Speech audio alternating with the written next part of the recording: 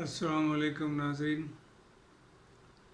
اس وقت جو ہمارے گفتگو کا موضوع ہے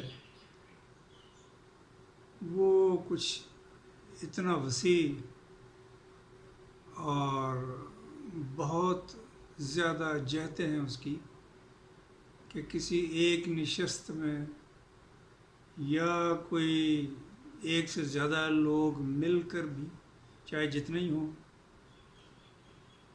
ان کے لیے اس چیز کا احاطہ کرنا مشکل ہی نہیں ناممکن بھی ہے. اللہ کا فرمان ہے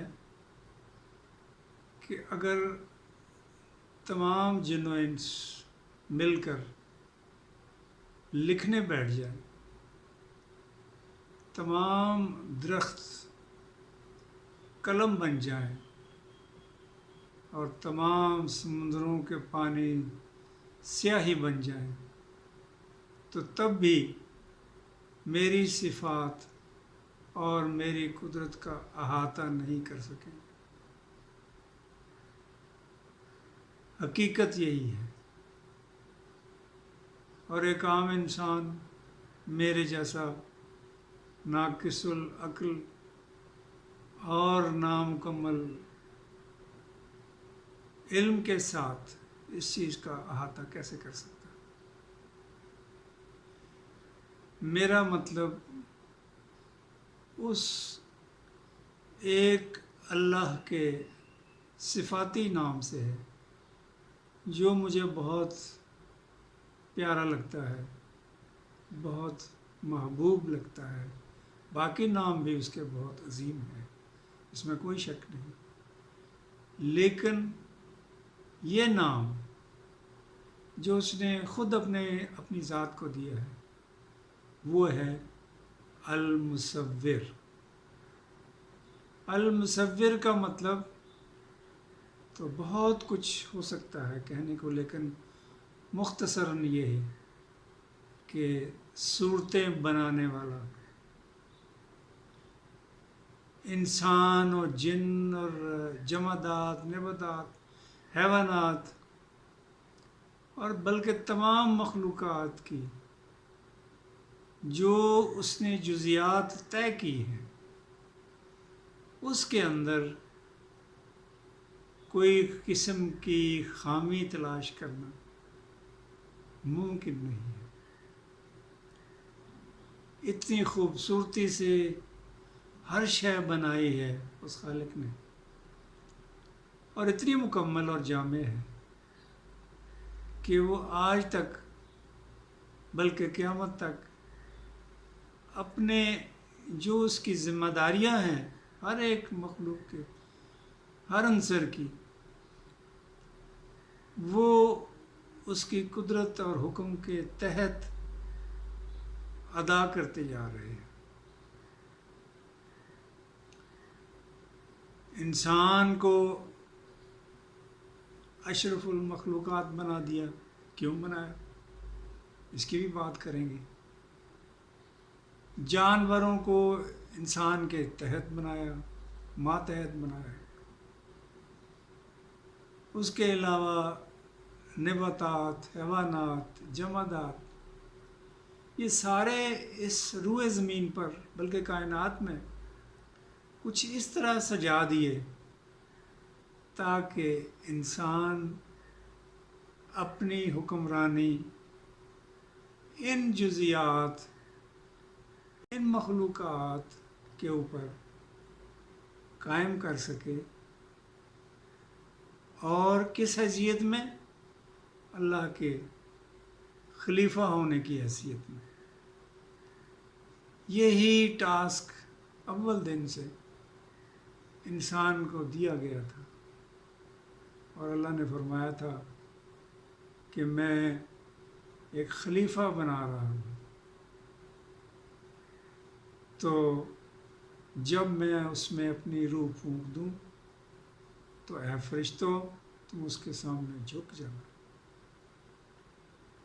سب جھک گئے، تمام فرشتے جھک گئے سوائے ابلیس کے. تو تب سے لے کے آج تک جو خالق نے اپنی کسی ایک مخلوق کو جو بھی ہدایت عطا کی وہ آج تک اسی پہ قائم ہے اور اسی کے مطابق عمل کرتی جا رہی ہے۔ مثلاً آپ جانداروں میں دیکھیں، جانوروں میں دیکھیں، شیر نے شکار کرنا ہے اور اسے کھانا ہے، یہی کام وہ پہلے دن سے لے کے آج تک صدیوں بعد بھی اسی طریقے سے کرتا جا رہا ہے، اس میں کوئی تبدیلی نہیں ہے۔ اسی طرح دیگر جو جانور ہیں وہ بھی زندہ رہنے کے لیے جو کچھ بھی حاصل کرتے ہیں وہ اسی حکم کے تحت ویسے ہی آج بھی عمل کرتے چلے آ رہے ہیں۔ ایسا نہیں ہوا آج تک کہ پچھلے زمانوں میں تو شیر شکار کے بعد کچا گوشت کھاتا ہو اور آج اس نے پکا کے کھانا شروع کر دیا ہو، ایسا تو نہیں ہوا۔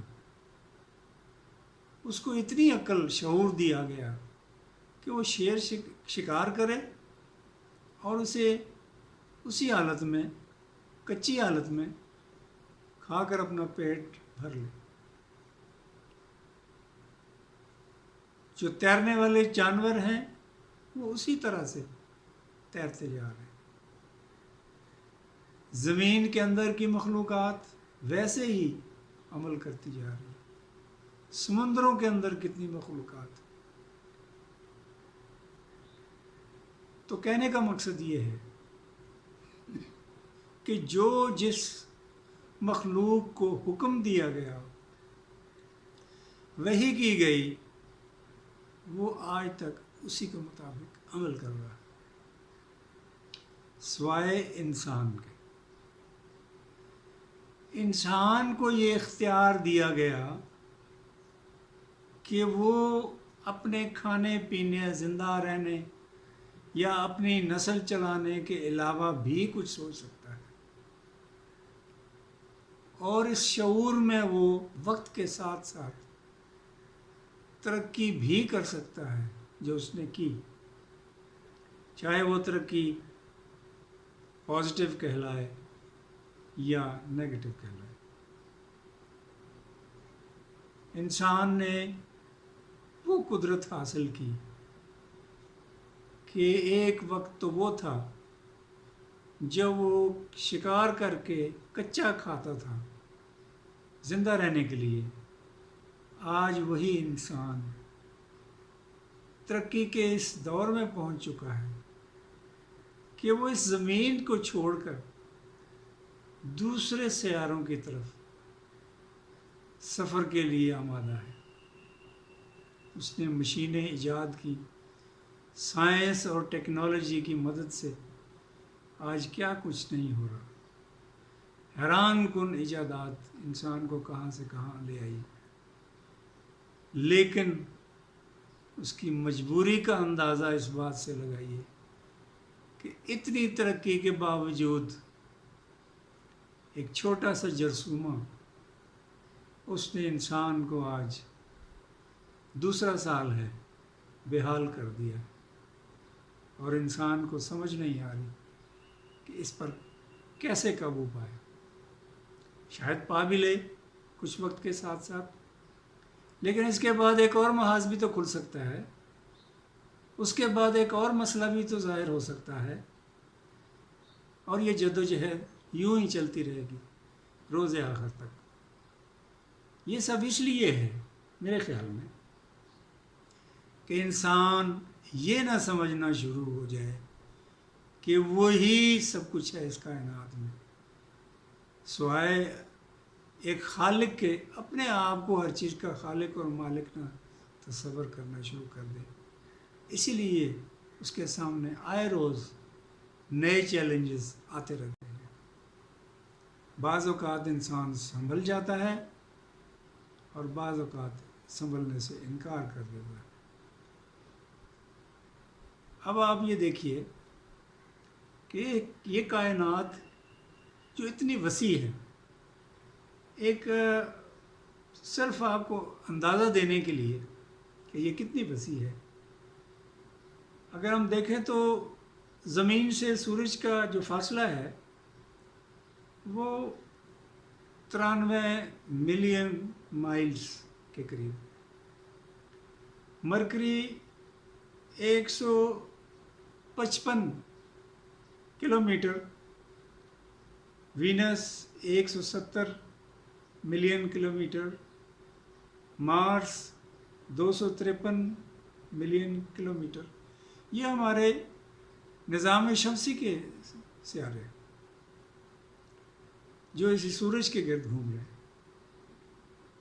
ہزاروں لاکھوں کی تعداد میں ایسے بھی ستارے اور سیارے ہیں جو ہمارے اس نظام شمسی کے باہر ہیں، بے شمار کہکشائیں ہیں۔ مثال کے طور پہ جو سب سے قریب پلینٹ ہے پاکستان زمین سے، جو سب سے قریب ستارہ ہے، وہ اس کا نام ہے اوبرائن، اور اس کا فاصلہ جو زمین سے ہے وہ 2,68,770 نوری سال، 2,68,770 نوری سال، یہ سب سے قریب ترین ستارہ ہے جو کہ زمین سے قریب ترین ہے۔ اب آج کی اس ٹیکنالوجی میں اگر ستارے کی طرف سفر کیا جائے تو انسان کو 6,300 سال لگیں گے وہاں تک پہنچنے کے لیے۔ ناظرین، رات کے ٹائم آپ آسمان کی طرف دیکھیں تو بے شمار آپ کو ستارے اور سیارے آسمان پہ نظر آئیں گے۔ یہ کتنی دوری پہ ہیں یہ آپ صرف امیجن کر سکتے ہیں۔ اتنی دوری پہ ہیں کہ کوئی بھی انسان اس ایک زندگی میں جانے کی کوشش بھی کرے اول تو وہاں پہنچ نہیں پائے گا، اور اگر کسی ایسی چیز ایجاد ہو جائے کہ وہاں پہنچ جائے تو پھر واپس آنے کا تو سوال ہی پیدا نہیں ہوتا۔ اب آپ کا مشاہدہ، جو کچھ آپ دیکھتے ہیں دنیا میں، کائنات میں، وہی اس بنیاد ہے اس تصویر کی جس کے ذریعے ہم کہہ سکتے ہیں کہ یہ کائنات بنانے والے نے کتنی خوبصورتی سے بنائی اور کتنی وسیع ہے، اس میں کتنی وسعت ہے۔ آج جو سیارہ آپ زمین میں پہ بیٹھ کے رات کے وقت نظر اٹھا کے آسمان کی طرف دیکھتے ہیں، آپ کو نظر تو آ رہا ہے، لیکن یہ ضروری نہیں کہ وہ اس وقت بھی اسی مقام پہ ہو جہاں وہ آپ کو نظر آ رہا ہے۔ اس کی وجہ ہے کہ آپ کی نظر کی رفتار اللہ نے اتنی تیز رکھی ہے کہ لمحوں میں آپ اس ستارے کو دیکھ کر واپس زمین پہ اس کا تصویر جو اپنے ذہن میں لا سکتے ہیں۔ لیکن ایکچولی کیا ہے کہ اگر وہ ستارہ 400 بلین سال لگتے ہیں وہاں پہ پہنچنے میں اور واپس آنے میں، تو ضروری نہیں ہے کہ جب آپ اس وقت یہ دیکھ رہے ہیں تو وہ تصویر ہو سکتا ہے کہ کئی 100 بلین سال پرانی ہو۔ آپ سمجھ رہے ہیں میری بات؟ تو اس لیے آپ کی یہ نظر جو کہ مشاہدے کا سب سے بہترین ٹول ہے انسان کے پاس، اس کی گواہی بھی یہاں پہ ناکام ہوتی نظر آتی ہے کہ آپ دیکھتے ہیں کچھ، لیکن ضروری نہیں کہ وہی ہو اور وہیں پہ ہو جس چیز کو آپ دیکھ رہے ہیں۔ باقی جو حواس خمسہ ہیں وہ تو اس سے بھی بہت کم ہے۔ نظر، ہماری انسان کی نظر جو ہے وہ اتنی تیز رفتار ہے کہ اللہ تعالیٰ نے اس کو اتنی قدرت دی ہے کہ بغیر کسی اور مدد کے سیاروں کو دیکھ کے واپس لوٹ آتی ہے اور لمحوں میں لوٹ آتی ہے۔ اب اس سے بھی ایک تیز رفتار چیز اللہ تعالیٰ نے انسان کو دی، اور وہ ہے اس کا تخیل۔ آپ امیجن کریں اور دیکھنے کی رفتار سے پہلے آپ اس کا خیال اپنے ذہن میں لے آتے ہیں، بشرطے کہ آپ نے وہ چیز پہلے دیکھی ہو ایک بار اور اس کا ڈیٹا آپ کے ذہن میں محفوظ ہو، تو تبھی آپ ایسا کر سکتے ہیں۔ لیکن جب یہ کائنات کی یہ چیزیں اتنی وسیع ہیں اور اتنی دور ہیں، ہماری پہنچ سے باہر ہے، تو ان کو دیکھنے کا سوال بہت مشکل ہے پہلے سے۔ البتہ یہ کہہ سکتے ہیں کہ امیجنیشن یا تخیل جو ہے وہ اس کی رفتار بہت تیز ہے۔ اسی تخیل کی رفتار کی بنیاد پہ سائنسدانوں نے آج سے کئی سال پہلے، جبکہ سائنس اتنی ترقی نہیں کی تھی، تو اس وقت بھی ستاروں سیاروں کے بارے میں سائنٹیفک فکشن فلمیں بنائی گئی، جو کہ بعد میں درست ثابت ہوئی کافی حد تک۔ وہ امیجنیشن کا ایک کرشمہ تھا۔ تو لہٰذا کہنے کا مقصد یہ ہے کہ انسان کی جو مجبوریاں ہیں وہ اپنی جگہ پر، لیکن جو قدرت نے اس کو یہ قوتیں عطا کی ہیں وہ واقعی اشرف المخلوقات ہونے کے لائق تھا۔ آج کی ویڈیو یہیں تک۔